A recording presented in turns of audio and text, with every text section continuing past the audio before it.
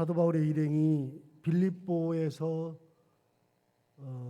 감옥에 갇혔다가 거기에서 간수와 그 가족을 구원하는 놀라운 역사가 일어났죠.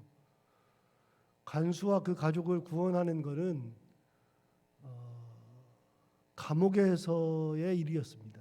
그러니까 사도 바울이 감옥에 갇혔는데 감옥에 갇혔을 때 왜 갇혔느냐, 왜 이렇게 고난을 당하느냐 싶었는데 감옥에 갇힌 것마저도 하나님의 뜻이라 그러면 거기에서도 열매가 나타난다. 그래서 거기서 간수와 그 가족들을 세례주고 그들이 다 예수 믿는 놀라운 일이 일어나죠.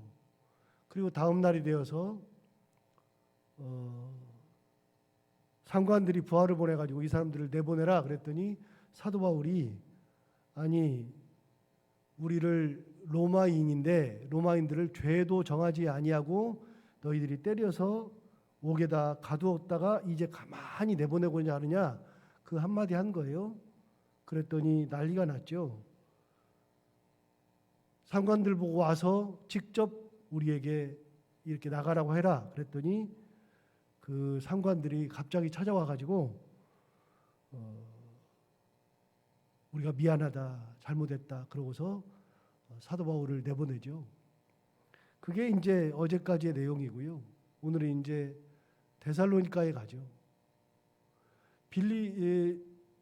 빌립보는 어디냐면 이제 그리스 북부 지방이 빌립보거든요. 그리스 북부 지방. 그래서 이쪽에 터키가 이렇게 있고요. 터키가 있고 여기가 그리스가 이렇게 길게 좀 있고요.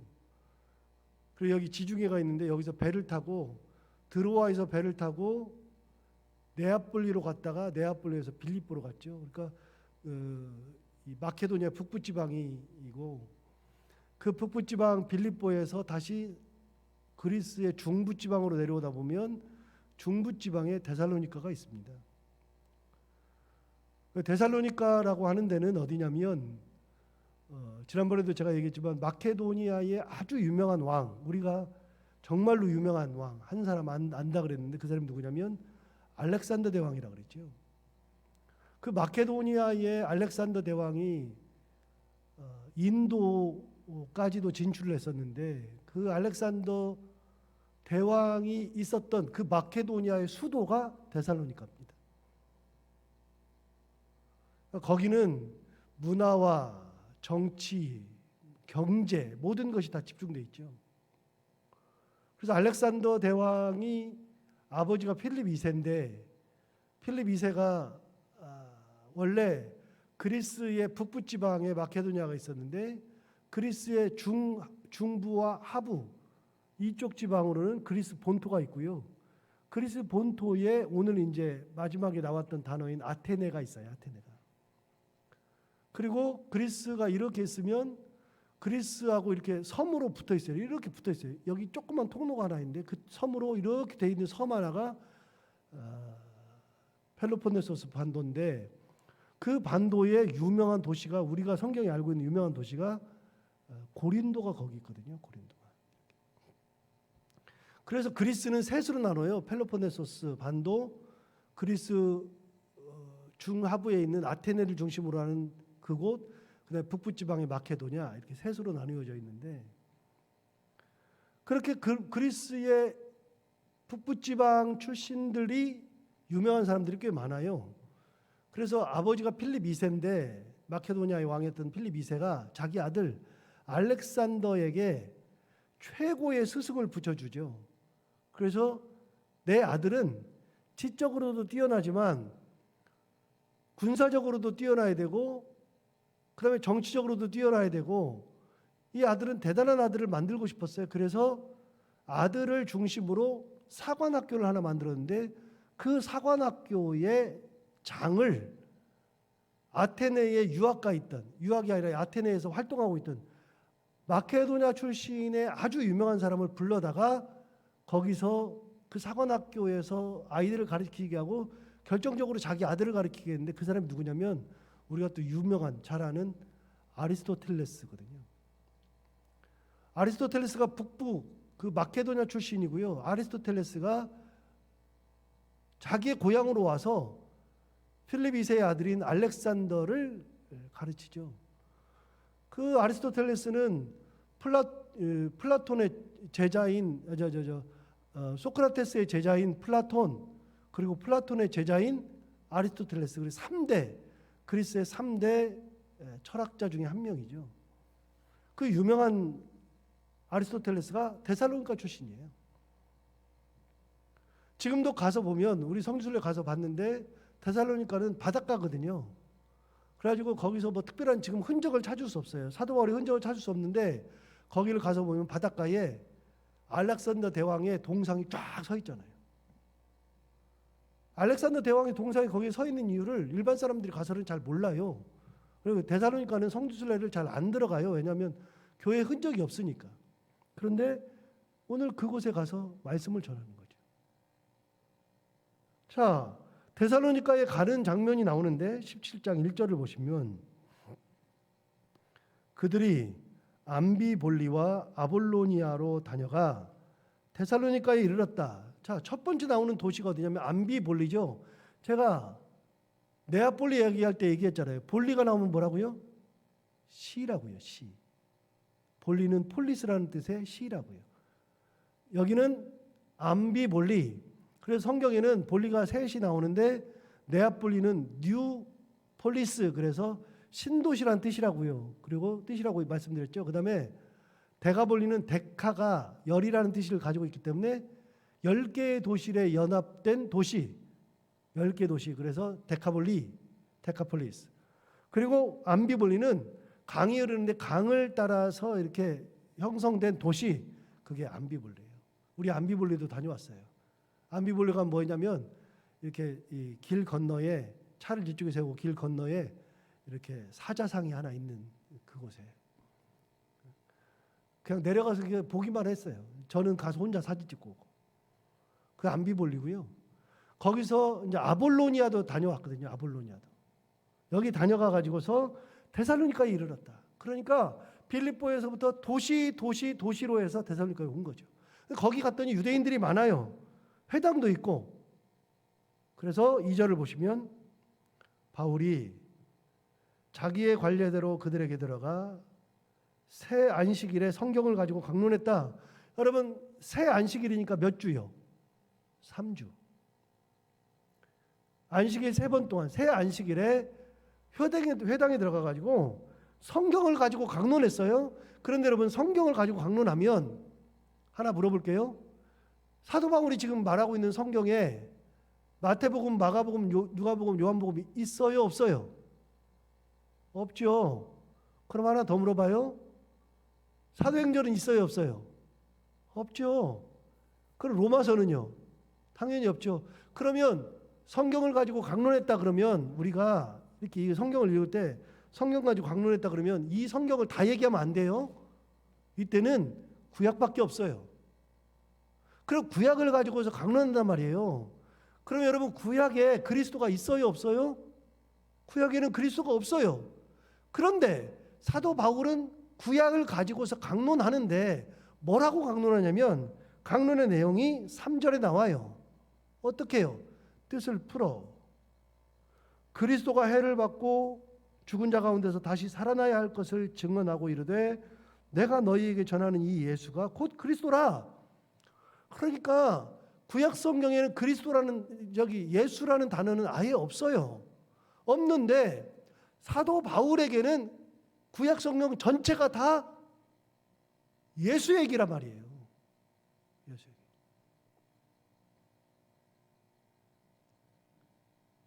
저는 옛날에 이해를 못했어요. 신학교 다닐 때 뭘 이해를 못했냐면요. 마틴 루터를 배우는데 마틴 루터가 교수였어요. 신학교 교수였어요. 근데 마틴 루터가 교수인데 그가 처음으로 신학교에서 강의한 내용이 뭐냐면 데살로니가를 강의했어요. 데살로니가 전후서. 그걸 강의한 다음에 두 번째 강의한 게 시편 강의인데 시편을 강의할 때 마틴 루터가 어떻게 강의했냐면 시편에 나오는 모든 시가 다 예수 그리스도를 가리킨다 이렇게 했대요. 이게 이해가 안 되는 거예요. 이해가. 그 당시에 시편이 전체가 예수를 가리킨다고, 예수가 그 속에 다 묻어있다, 그렇게 마틴 루터가 가르쳤대요. 그리고 나서 로마서를 강해할 때, 로마서 1장 18절, 이제 곧 나오는데 17절 18절, 이제 한 두어 주 지나면 나올 텐데, 로마서 1장 17절 18절을 강해할 때, 복음에는 하나님의 한 의가 나타나서 믿음으로 믿음에 이르게 하나니, 이것을 강해할 때 갑자기 복음이 중요한 거구나를 그때서 깨달았다는 거예요. 그런데 시편에는 예수밖에 없었대요.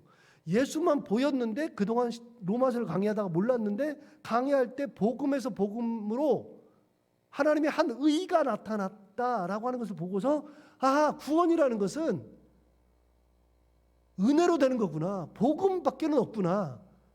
그래서 카톨릭의 전통을 그때 거부한 거거든요. 저는 그래서 이해를 못했어요. 시편에 무슨 예수가 나와 그랬는데, 가만히 보니까요, 사도 바울이 그러고 있더라고요. 사도 바울이. 구약 성경이 전부 다 예수만 보여요. 예수님만.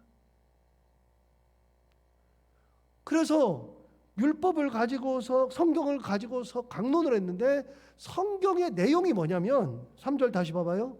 성경에 뜻을 풀어서 그리스도가 해를 받고 죽은 자 가운데서 다시 살아나야 할 것, 이게 성경에 나온다는 거예요.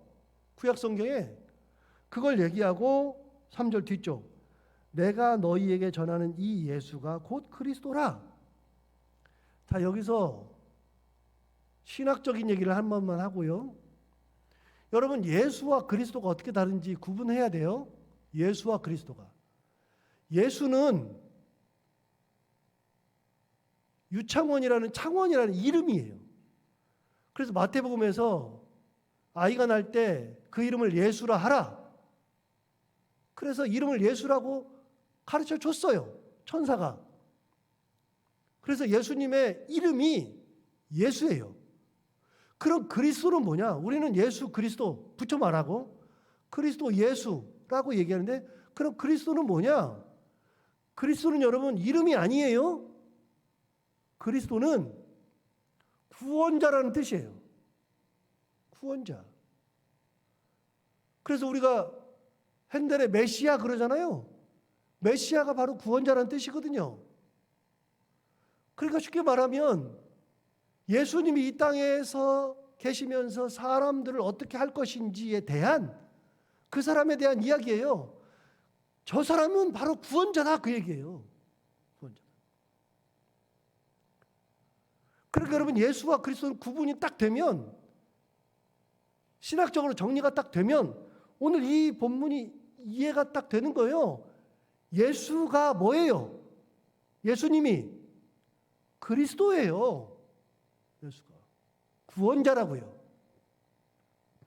3절 다시 봐봐요. 뒤쪽에 뭐라고 되어 있냐면, 내가 너희에게 전하는 이 예수가 곧 그리스도니라. 이 말을 하는 근거가 뭐냐면요, 예수님이 그리스도라는 얘기는 예수님이 구원자라는 얘기인데, 이 말을 왜 하냐면, 여러분 봐봐요. 이스라엘 백성들이 메시아를 기다려요, 안 기다려요?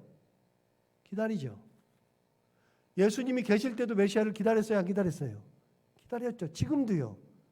지금도 메시아가 오지 않았다고 생각해서 지금도 메시아를 기다려요, 안 기다려요? 기다리죠. 이스라엘 백성들은 대대손손이 그리스도를 기다리고 있어요. 우리는 그리스도가 오셨다고 하고 예수가 그리스도라고 그러는데, 그 사람들은 예수를 그리스도라고 인정 안 하니까 지금도 그리스도를 기다리고 있다고요. 지금도. 그러니까 유대인들한테 뭐라 그러냐면, 너희들이 그리스도를 기다리지, 기다리고 있는 그리스도가 있지, 예수가 그리스도야 라고 정확하게 얘기하는 거예요. 그러면 예수님을 뭐라고 지금 얘기하는 거예요? 그리스도 뜻이 뭐라고요? 구원자라고요. 그러면 데살로니가에 있는 회당에 있는 유대인들에게 분명히 얘기하는 거예요. 너희 지금 그리스도 기다리지? 구원자를 기다리지? 기다릴 필요가 없어. 이미 오셨어. 누가 구원자예요? 예수가 구원자예요. 예수가 곧 그리스도니라. 담대하게 얘기하는 거예요. 담대하게. 예수가 곧 그리스도니라. 저는 사도 바울을 볼 때마다 단순해져야 된다고 생각하거든요. 신앙생활도 단순해야 되고 복음도 단순해야 되고 우리 삶 자체가 복잡할 필요가 하나도 없어요. 굉장히 단순하면 돼요.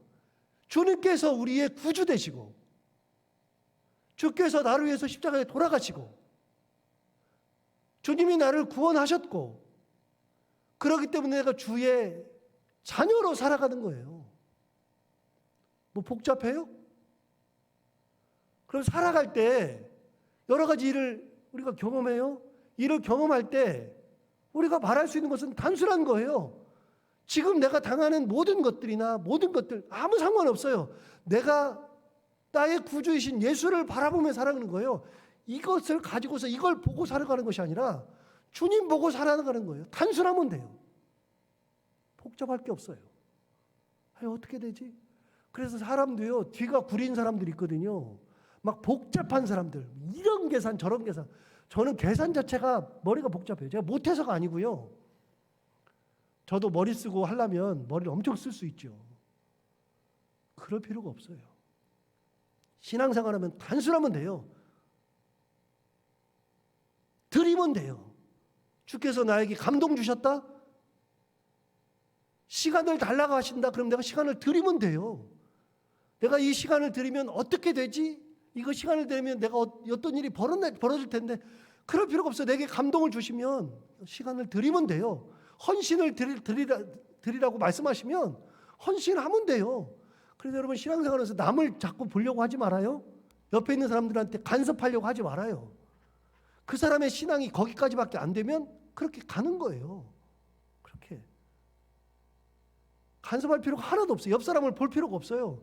사실은 내 자식도 신앙생활 제대로 못해가지고 힘드는데 내 자식도 내 마음대로 잘 안 되는데 옆 사람 간섭할 필요도 없어요. 내게 주신 은혜만 가지고서 그걸 가지고 하나님 앞에 돌려드리면 돼. 단순해. 아주 단순해요. 복잡할 게 없어요. 사도 바울은요, 복음을 전하다가 죽을 고비를 넘겨도 다시 일어나서 들어가. 저는 루스드라에서의 사도 바울을 보면서 정말 감동 중에 감동인 게 루스드라 우리 얘기했잖아요. 돌 맞았다고요. 돌 맞아가지고 유대인들이 딱 보니까 죽었네. 진짜 죽었어요. 돌 맞아가지고. 그래가지고서 성 안에다 둘 수 없으니 성 밖으로 끌어냈어요. 끌어내서도 보니까 죽었어요. 제자들도 죽은 줄 알고 딱 둘러서 있는데 진짜 죽었다고 생각했는데 사도 바울 털털 털고 일어나네요. 일어나가지고 어떻게 해요? 성 안으로 또 들어가죠. 뭐하러요? 복음 전하러.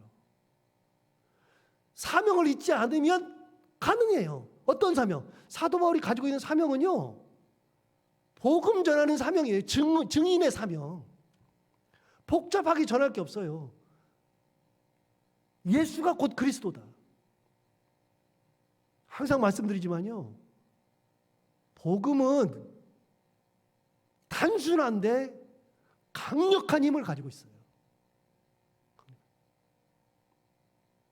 예수 그리스도는요, 보이지 않는 실체이지만 그리스도는 강력한 분이라고요.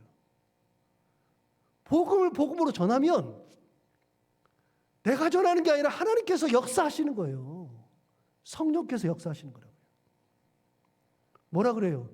여러분 회당에서 그것도 몇 주 동안 3주 동안이나 뭐 하고 있어요? 예수가 곧 그리스도니라. 다시 한번요.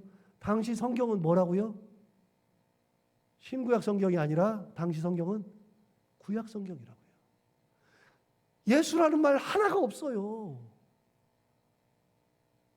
그리스도라는 말도 없는데 당대에 가지고 있었던 그리스도의 대망 사상이 있어서 그리스도 사람들이 다 그랬어요. 전부 다 그리스도 그랬어요. 그러니까 너희들 그리스도 찾지? 예수가 그리스도야. 맞아 죽을 각오를 하는 거죠. 4절 보세요.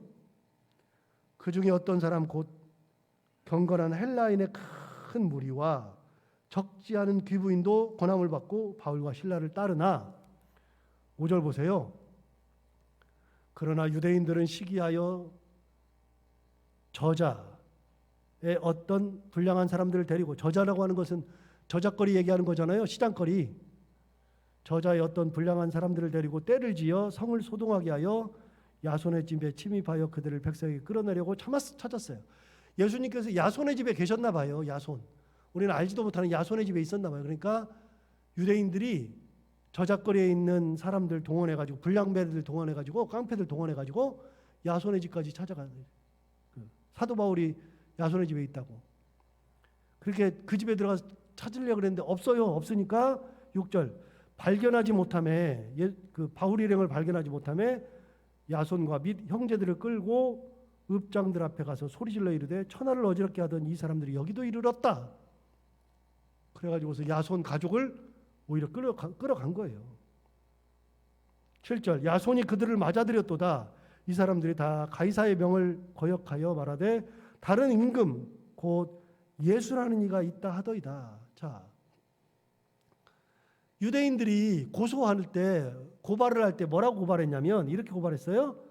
이 사람들이 천하를 어지럽게 한다. 그러면서 뭐라 했냐면 7절에 이 사람들이 다 가이사의 명을 거역하여 뭐라고 말했냐면 말하되 다른 임금 곧 예수라는 이가 여기 있다.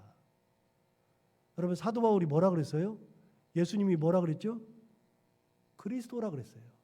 그리스도. 그런데 이 사람들은 뭐라고 바꿨어요? 임금이라고 바꿨죠. 임금이라고. 억울하게 또 누명을 쓰는 거예요. 억울하게. 10절 볼까요?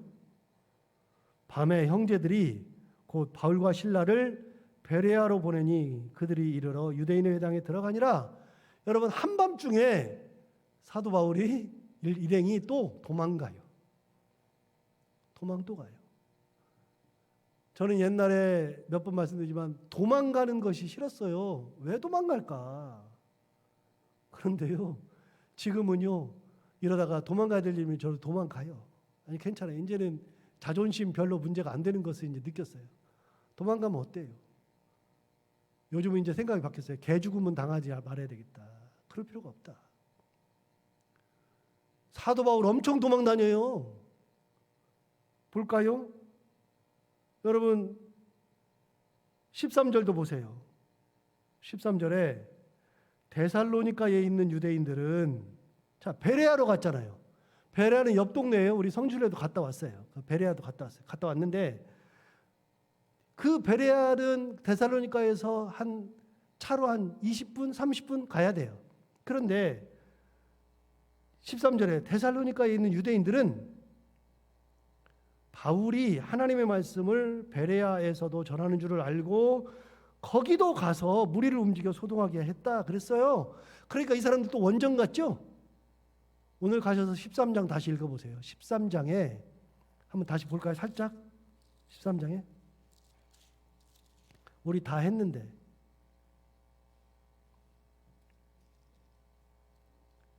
13장에 보시면 42절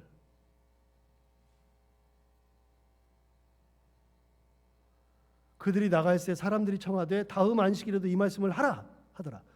여기서는 비시디의 안디옥 얘기인데 이거는 2주 동안 말씀을 전한 거예요. 그랬더니 43절 보세요. 회당의 모임이 끝난 후에 유대인과 유대교에 입교한 경건한 사람들이 많이 바울과 바나바를 따르니 두 사도가 더불어 말하고 항상 하나님의 은혜 가운데 있으라 권하니라.